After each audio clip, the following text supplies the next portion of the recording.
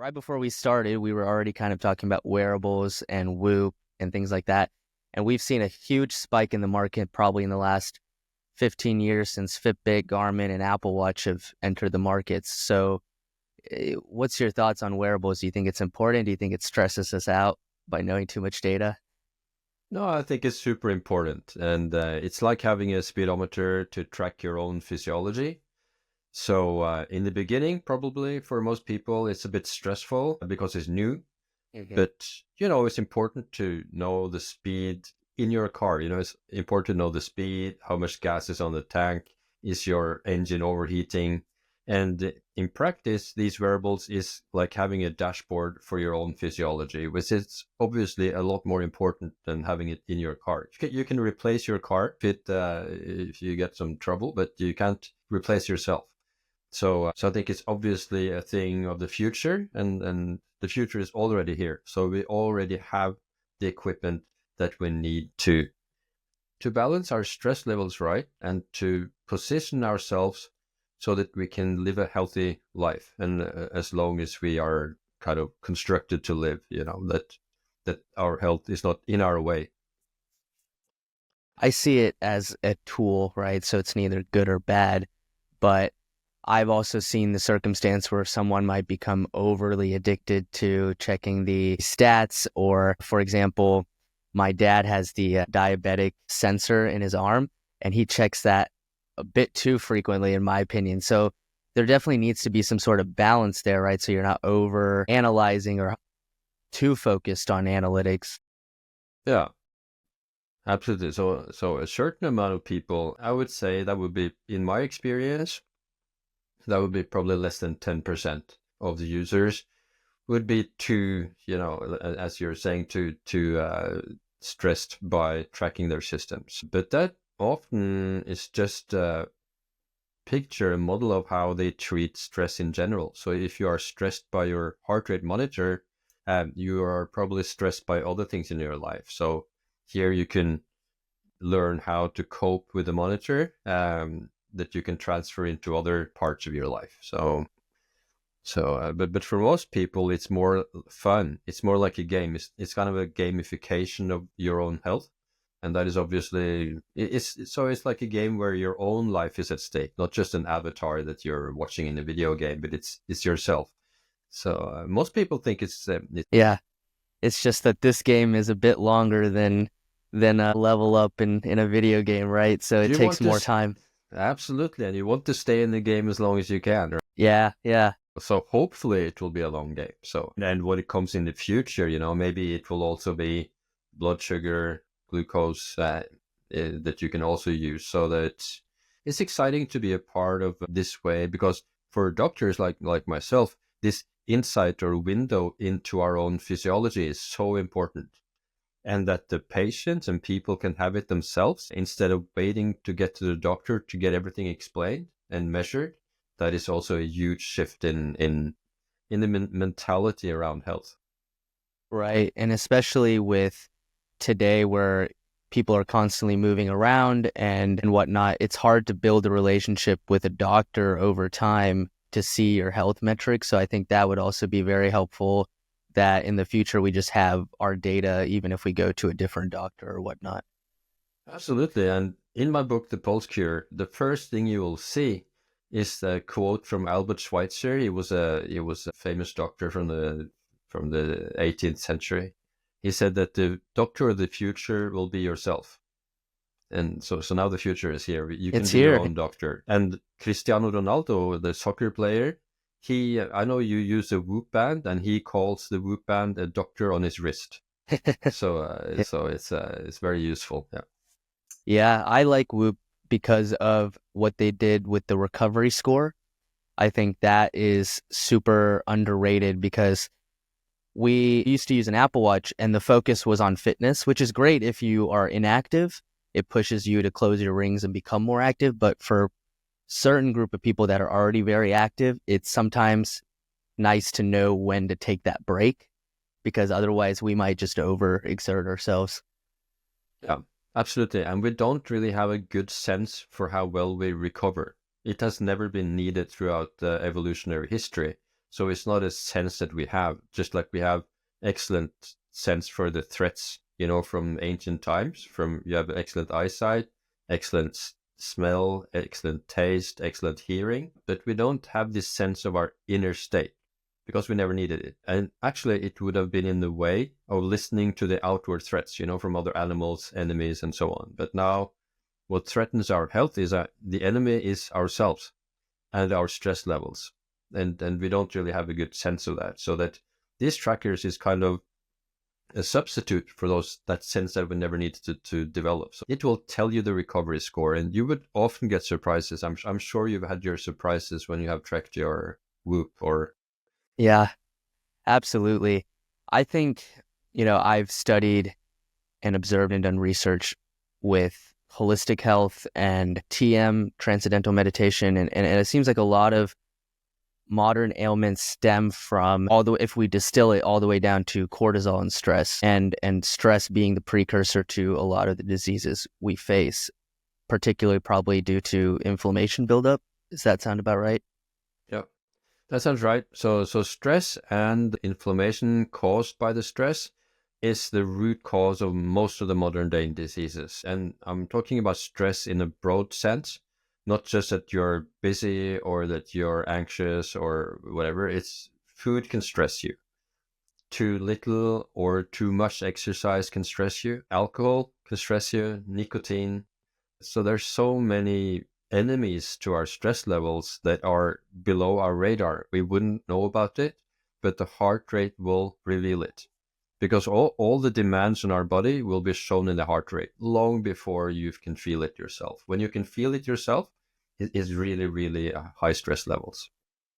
What's your thoughts on caffeine? Caffeine is, according to Whoop, caffeine is good as long as you drink maybe 3, 4, 5 cups of coffee in the morning until noon. If you drink later than that, you risk that it will deteriorate your sleep, and particularly the deep sleep part of it. So some people will be better at metabolizing caffeine than others, but it would be hard to know because you don't know these things. Yeah. It's only something that they can track in the sleep lab, where they can see that even people who think they can drink coffee and get away with it cannot, because their sleep will be worse. So... Do you think the pros outweigh the cons when it comes to coffee? Because coffee also increases heart rate, which then I assume increases stress. It doesn't increase my heart rate, and I don't think it increases most people's heart rate. I cannot Really? tell any difference because I will have 2 big cups of coffee in the morning, and it will not affect it. I think that if I drink a lot of coffee, it will. But and according to Whoop, those cups of coffee in the morning is good for your heart rate variability. Yeah. It's a kind of just like light in the morning. It's kind of kickstarting the day. So it sets the time so that in the evening you'll get your melatonin release in a good timing for getting to sleep.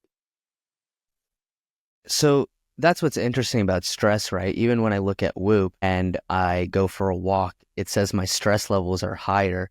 Maybe that's just physical exertion, or what's going on there when it says stress is higher during exercise?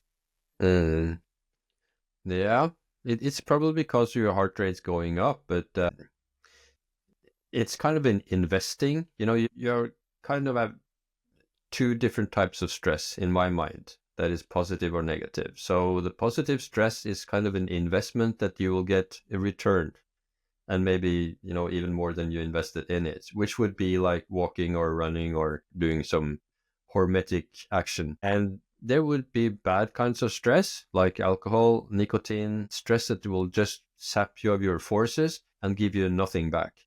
So this would be a stress that is good for you. So we are supposed to stress. The danger, what I was fearing when I wrote the book, The Pulse Cure, was that people will be afraid of putting stress on their systems. But that would just make them weaker and weaker and weaker if they were afraid of that. So we have to put stress on our systems to build ourselves stronger. We just have to make sure that we recover enough. In general, we're not necessarily overstressed, but we are under-recovered. we haven't had the focus on recovery that we should. So that's something we have to schedule into our days. Yeah. When I, a year or so back, I had a couple minor health issues, and I remember a doctor telling me that, part of the issue was I was weightlifting too much, which was causing too much inflammation. And I remember after hearing that, how upsetting that was, because weightlifting is not easy. It takes effort. So all those days, years of effort, to hear that it was not beneficial kind of put me in a bad headspace for a little bit, to think like, well, I'm confused now, right? Like, what is stress? What is exercise? But I think you're right. I don't necessarily agree with that advice. I think part of it was probably more so recovery than it was the actual weightlifting. It was probably more so not stretching, not sleeping enough, or whatnot. Yeah, absolutely. Because and a lot of people, they exercise too hard. They want to do everything in the max. Yeah. They have a lot to do with work, a lot to do in their family or social life, and when they are exercising, they want to go all in. And we're not necessarily made for that intensity. If we put the activity trackers on hunter-gatherers, we can see that they are in the moderate activity 2 to 3 hours a day. They're walking 15,000 to 20,000 steps. And then they relax, like completely. They would get up and down, multiple times a day from the ground and not from chairs. So they would get some movement constantly. But they are not as active as many of us are in this society. I did anthropology research a few years back, and we were studying these semi-pastoralist nomadic tribes. And what was super eye-opening to me was their health, and how good health they had, even though they didn't have consistent source of water or food. And they were they're nomads, they travel, right? To see them with, no skin issues and low body fat and happy, and you know what I mean? It Happy was and energetic. You can see it in their eyes, in their Mhm. movement, in everything. Right. Their life force was so clear. Yeah. And that is because everything that we will get rewarded for by our heart rates, and that is visible in the heart rate monitors, is moving towards the lifestyle that they had. So we're kind of going back to the future. So this is kind of back to the future 4, and we're in it, So the movement, the sleep, being outside, exposed to sun exposure is really important. Have the circadian rhythm in tune with our biology, the freedom that they have. They eat natural food. And they are together. They're social all the time. So many of these things are very beneficial for our health. We are staying inside 97% of the time. And that is just not good. Just the grounding that they have, walking with bare feet on the ground under the sun. There you have so much of what we need to be healthy. And it's all free, So it doesn't cost anything.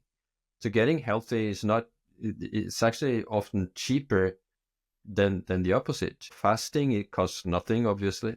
Drinking water instead of sodas or canned drinks and alcohol, of course.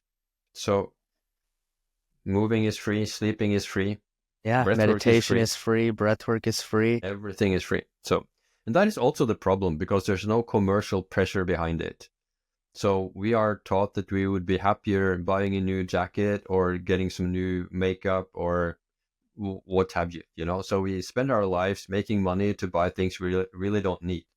And probably that you would see in your nomads, which would probably had practically nothing compared to us. They were probably more happy and more energetic than the people at home. Yeah. Their only material value was their cattle, was their herd, was their goats. And other than that, I mean, even their homes, they're movable. They called them bomas. They were basically these different structures that they found, and they just built a little shelter for themselves. So having such little material possessions, I think, kind of keeps them in this space of valuing what truly is important. like you said, social connection, grounding with the earth and sunlight and all these things. But like you said, we've been conditioned, especially in the first world, to value things that cost money. It's I think it's been a condition in us as early as possible that if it costs a lot, it must be high value. So when you say, meditation, just sit there, do nothing, it doesn't seem valuable because it's free, it's cheap. Yeah, exactly. And what I find, because I've been traveling a lot in those kind of areas as well, is that they focus on what they have and we focus on what we don't have. Even if we have all these things, we're Yeah. still focusing on what we don't have. So that is part of the stress of modern day society. So, but anyway, if we can model ourselves on the lifestyle of the hunter-gatherers and try to move a little bit towards that direction, we're doing a good thing for ourselves. What would you say are the first best steps for someone in the modern world to replicate how they live? That would be circadian rhythm, I think. Circadian rhythm, that you go to bed, maybe 10 o'clock, get up at 7, somewhere around that you get your 7 to 8 hours of effective sleep, not just the hours that you're lying in bed, but the hours that your Whoop band or Garmin watch can certify that you have been sleeping and going through the different sleep phases. And then it would be to be outside, exposed to the sun. We know so much more now about why the sunshine is good for us. We have been warned to be in the sun for some crazy reason, but we now know that the sun exposure will release nitric oxide in our tissues. It will release melatonin in our mitochondria. It will, vitamin D, of course, that is well known. So, and of course, an organism developed under the sun for millions of years will have made the energy from the sun and developed to make use of that energy. So there's so much that can be, and we can see that in our heart rate variability monitors, that our HRV will be better in the summer exposed to sunshine than in the winter. Would you say that, so for example, someone who stays indoors all the time, naturally, I think what tends to happen over time is depression forms because of the lack of energy, the mood changes. Would you say that, because I think someone in that circumstance that may not be able to connect that it's sunlight that they need, they might start to think, what's wrong with me? Why am I depressed? And they'll look for different answers, right? So would you say that alters someone's like personality if they detach from nature and everything? It would, and what it leads to is poor working mitochondria. So the problem is lack of energy. So we have to take care of not only our autonomic nervous system, but also our mitochondria, the basis of energy production in our cells. And the organ that has the most mitochondria and most needs to get them in order, that's the brain. So if you have poor working mitochondria in your brain, you will feel bad. And you would be able to express that in words, but it's not necessarily words that is the solution to the problem. It would be to get out there in nature, eat better food, sleep when you're supposed to sleep, move, exercise, and rest, and get this mix all together. So there's kind of, as I explained in the book, it's some different areas, maybe 8 or 10 areas that you need to do some effort. If you don't do that effort, it will be very hard. You will be sick. That is a lot worse. So if you don't make that investment in your health, life is kind of coming to get back at you. It's and that I experience every day as a doctor. I can see that the ones who do these different things wrong, they live a lot shorter and they are plagued by disease for so many more years. There's a lot we can do to stay healthier. What would you recommend to someone who's trying to get back to being healthy? Maybe they have high stress or high inflammation in the body. What do you suggest to go back to your natural state? They would need to be patient, because if you haven't taken care of your body for some years, it will take some time for you to get better also. So I see a lot of people are very impatient. They start, for example, tracking their heart rate monitors with a Whoop. It They spend 3 or 4 months trying everything and they're still not super healthy. And this takes longer time than that. So they would need to be patient and implement changes little by little and focus more maybe on where they would be in 2 years from now than just 2 months. But there are some tricks that they can do to get better really fast. Well, that depends, of course. But alcohol is the worst stressor. According to Whoop, alcohol is by far the worst stressor for your system. And I did not know that. I was drinking alcohol more or less every day until like 10 years ago. I thought it was healthy. We were even recommended, as doctors, we even recommended drinking 2 glasses of red wine or wine for men and 1 glass for women. So it was even something we recommended. Once you start tracking your heart rate, you understand that that is a terrible advice. And so just by cutting out alcohol, you will get so much more energy to spend on whatever other things you would like to do in your life. So, and that is often a quick solution for many people. Other than that, also getting into a good fitness level, exercising, improving your VO2 max that you will also get from your heart rate monitor. I'm not sure about Whoop, maybe they don't have it, but the Garmin watches and so on will give you the VO2 max. And if you find that that is in the poor range, that will be among the 25 lowest, in your age group and gender. If you are in the lowest 25%, you're in a huge risk of getting a disease for the next kind of 10 years. But building a good fitness level will take time. And if you start exercising from VO2 max of 30 or 32, you will get a lot of lactic acid. It will be hard. You will be inflamed and you will feel bad, and a lot of people give up. So it's very important that you know your VO2 max level so that you can adjust the intensity of your exercise to your situation. And that may be disappointingly low intensity if you have a poor fitness level. So, and I'm not sure that all personal trainers are aware of this, but this becomes very visible with a heart rate, particularly Garmin. Mm-hmm. You will see that. So you say if someone has a poor VO2 max, and you had mentioned earlier to have some patience, what are they, in terms of metrics, striving for then over time slowly? Like, how do they know they're going to a better direction and not overdoing it quickly? The Garmin would have training readiness that you would see every day. Are you recovered enough to exercise today? I'm still recovering after running New York Marathon last Sunday.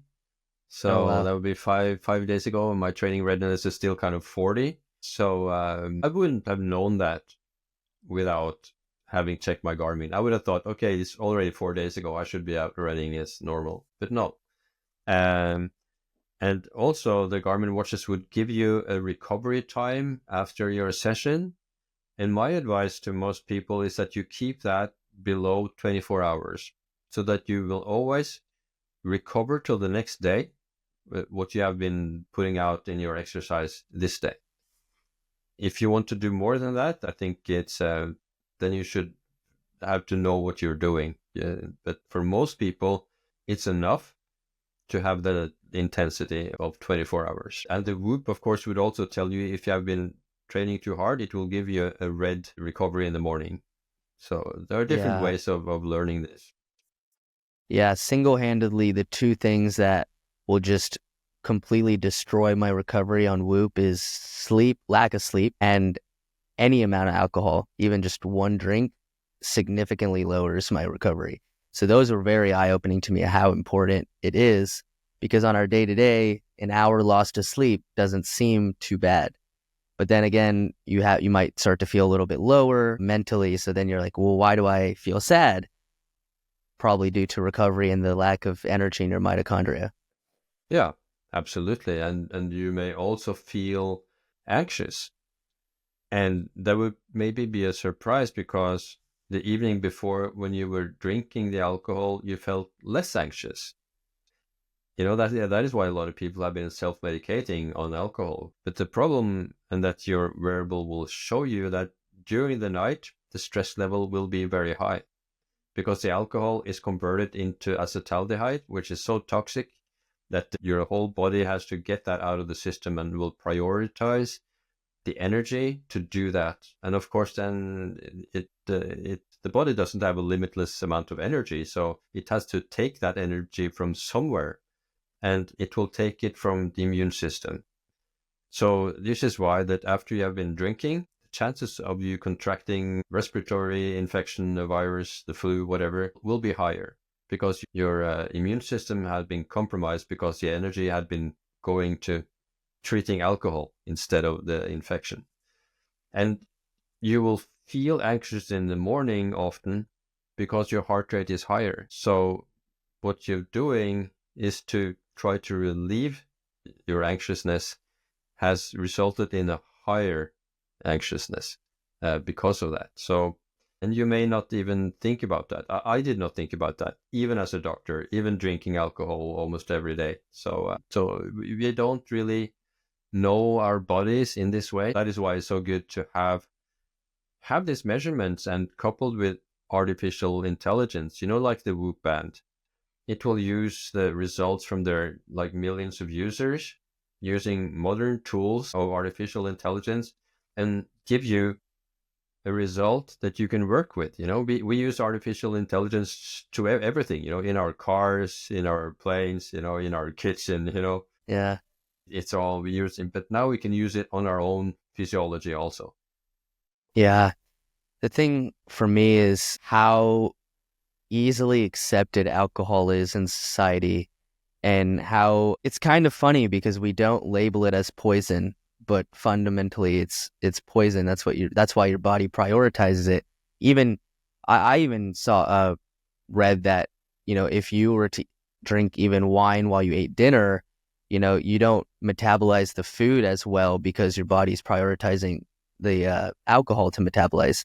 So there is a priority system there because your body needs to, get rid of the poison. But socially, we just call it alcohol. We put it in a really beautiful glass bottle, labeled up, $60, $100.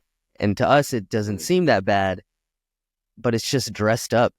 We can even see in nature, there's been observations of even elephants getting drunk from eating very fermented fruits or something. So it's not out of the normal, but the rate at which we do it socially and as a society is a bit too extreme, I think.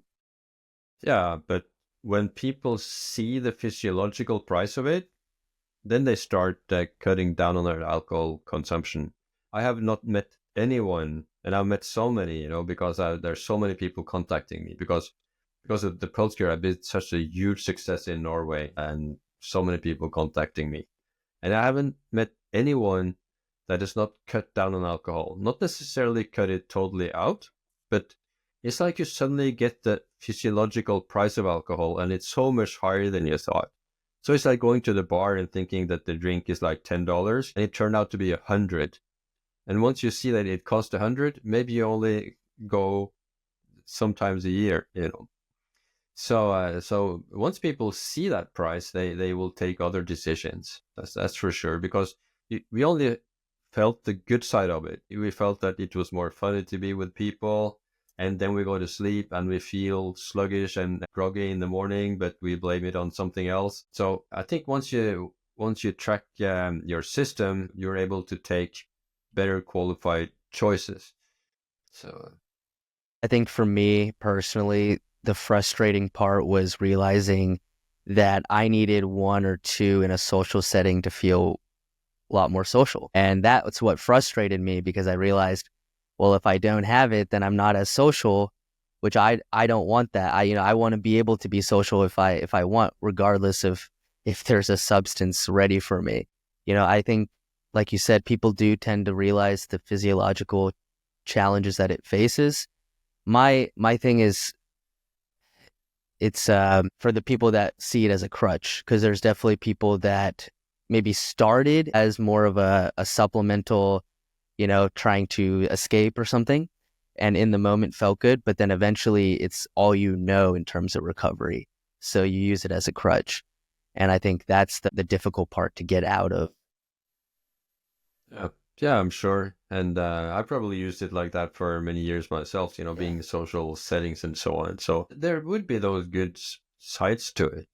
And you would probably need it at some times. You just need to know how the expense, so that you know that for several days afterwards, you will be reduced. Like according to Whoop, and they have an excellent podcast, it will take 5 days until you're back at the recovery state that you were in before you were drinking alcohol. So, and they found out from sports people, that of course, when they see that, they have invested so much in getting healthier and improving their sports skills. And then alcohol ruins their recovery for 5 days. And then you make other choices. But that's a big sacrifice for athletes, especially. Yeah.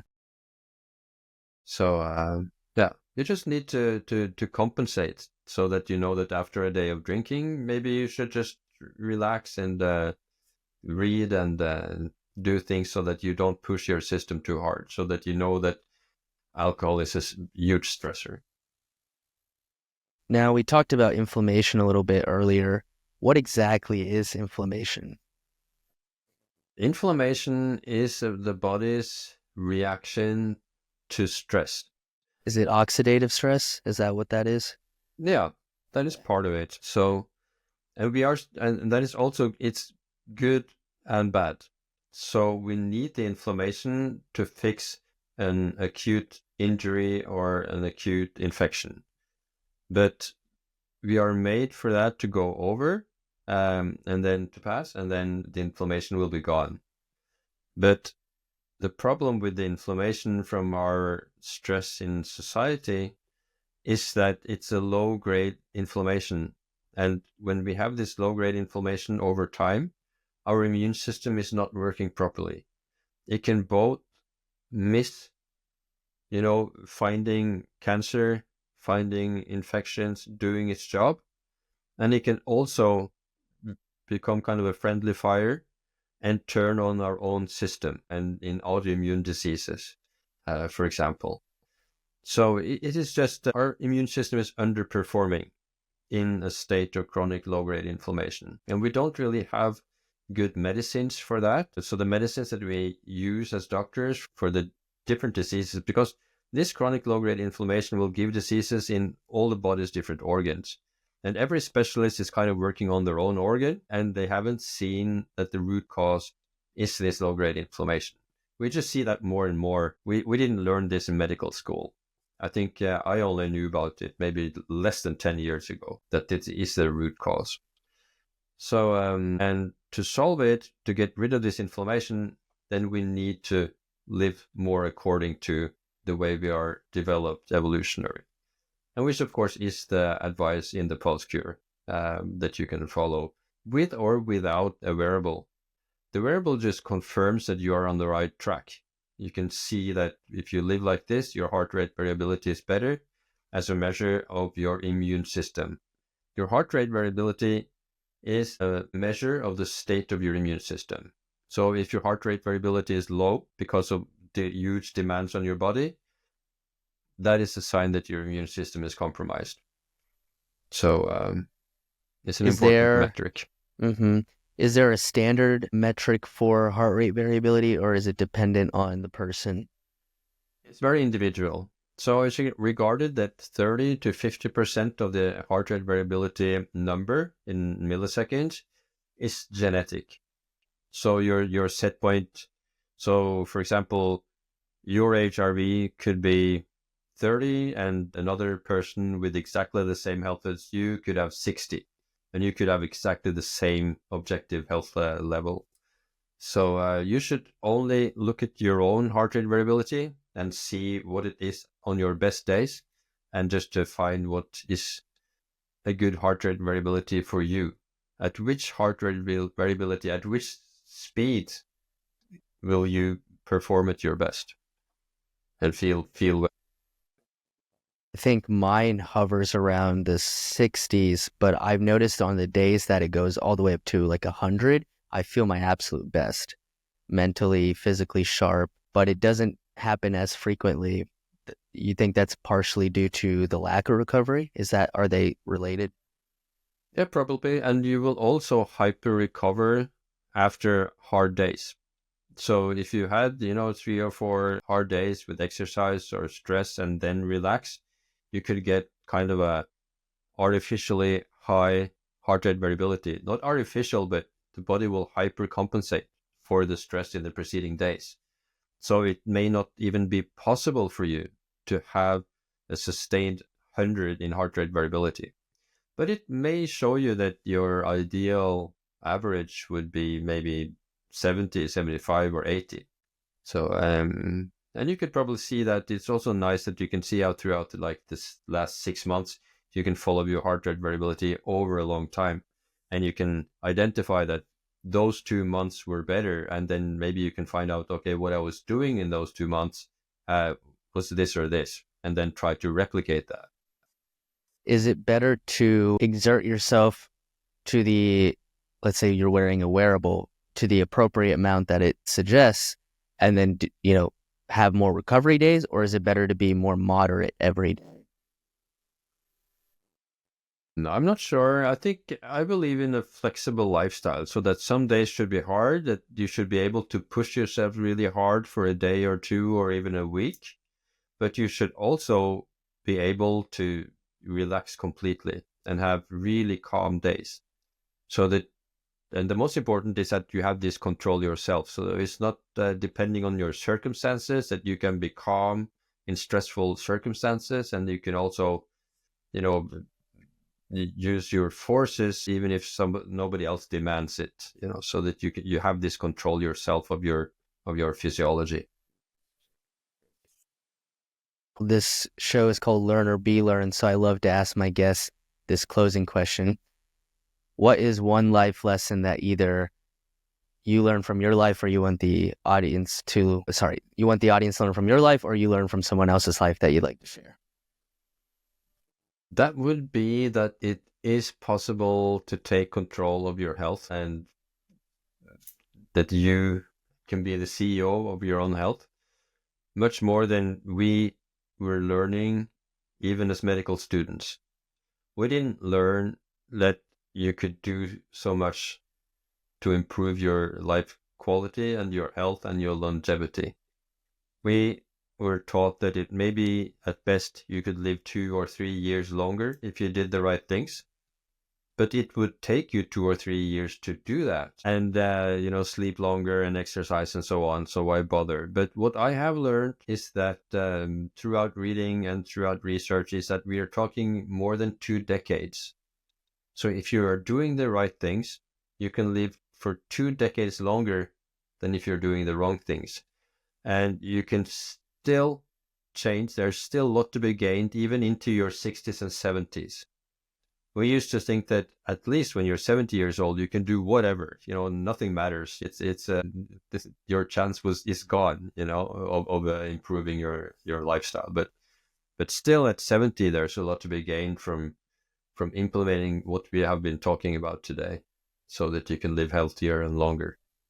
Absolutely. I've seen people in their 60s at the gym before. Even my own grandpa, he lived to be 80, and he was smoking 2 cigarettes every day, 40, 50 years. But other than that, he had an extremely healthy lifestyle. And I honestly think that's what contributed to his, as long as he had. Otherwise, it probably would have been much shorter, because, like you said, health really does improve longevity. Yeah, absolutely.